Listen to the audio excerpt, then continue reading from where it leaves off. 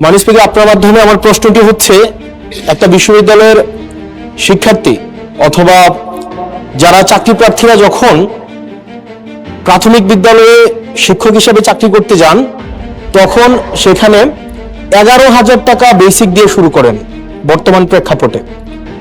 অর্থাৎ এই চাকরিটা হচ্ছে 13 গ্রেডের চাকরি এবং তৃতীয় শ্রেণীর। একজন যখন সেকেন্ডারি এডুকেশনে চাকরি করতে যান, তখন বেসিক বেতন পান 16,000 টাকা। এটা 10ম গ্রেডের এবং দ্বিতীয় শ্রেণীর চাকরি। আমাদের দেশের প্রাথমিক শিক্ষা এবং মাধ্যমিক শিক্ষা এই দুইটা হচ্ছে ফিডার ইনস্টিটিউশন। আমরা যদি ভালো শিক্ষার্থী ফিডার ইনস্টিটিউশন থেকে আমরা টারশিয়ারিতে পাঠাতে পারি, তাহলে সেখানে একটা রিসার্চ বেসড আমরা একটা আউটকাম পাবো। মাননীয় প্রধানমন্ত্রীর কাছে আমার প্রশ্ন, বর্তমান বাস্তবতায় 11,000 টাকা বেসিক এবং 16,000 টাকা বেসিক দিয়ে এই আসলে শিক্ষক হতে আগ্রহ নিয়ে এসে এখানে আসলে দিন শেষে সার্ভাইভ করা খুব কঠিন হয়ে যায়।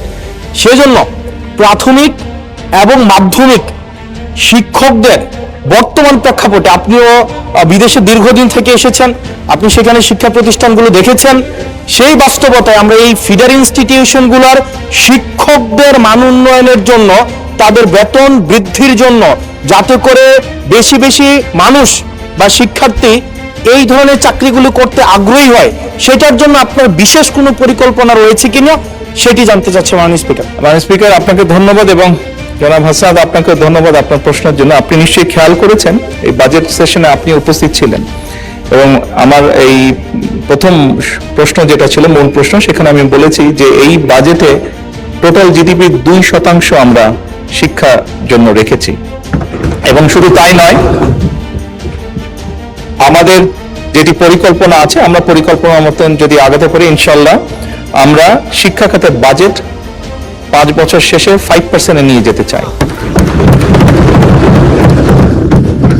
এবং অবশ্যই এগুলো আমরা যখন দেখেছি, স্বৈরাচারের সময় শুধু বিল্ডিং হয়েছে কিন্তু হিউম্যান রিসোর্সের কোনো উন্নতি হয় নাই।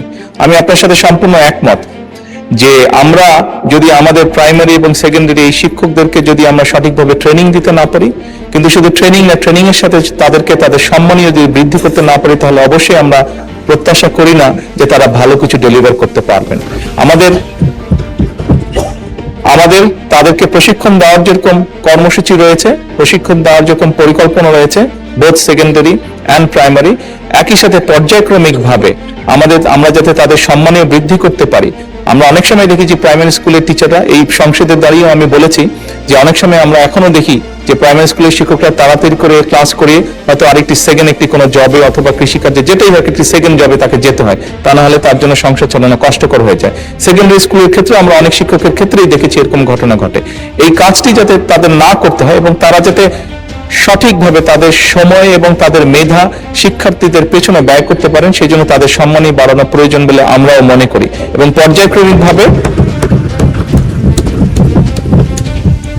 পর্যায়ক্রমিকভাবে আমরা এই কাজটি ইনশাল্লাহ করব এই দেশে।